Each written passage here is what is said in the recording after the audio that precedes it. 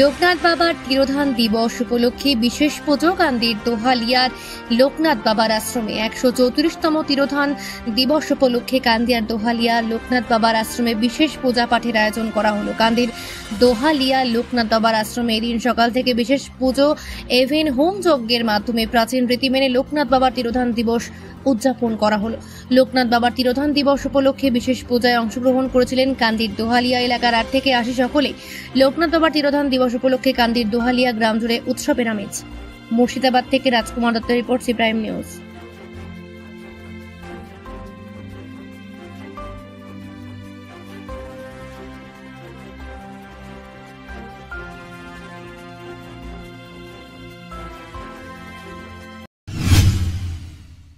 শ্রী শ্রী লোকনাথ ব্রহ্মচারী বাবার 134তম তিরোধান দিবস উৎসব সারা পৃথিবীর সঙ্গে আমাদের কান্দি দোহালিয়া কালীবাড়ি সংলগ্ন লোকনাথ মন্দিরে আজকে শ্রী শ্রী লোকনাথ ব্রহ্মচারী বাবা তিরোধান দিবস উৎসব পালন হচ্ছে।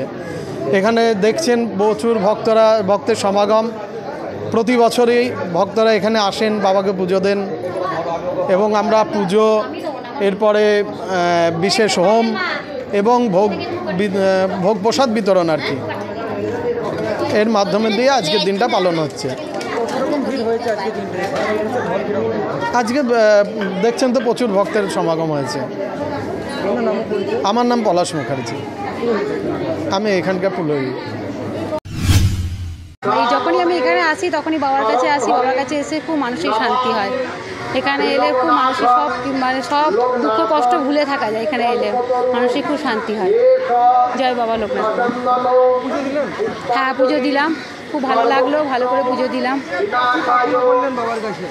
প্রার্থনা তো বলা যাবে না, বাবার কাছে ওটা বাবার আর আমার মা, ওটা বলা যাবে না। বাবা সবাইকে ভালো রাখুক। মাম্পিতে, কাটোয়া থেকে এসেছি।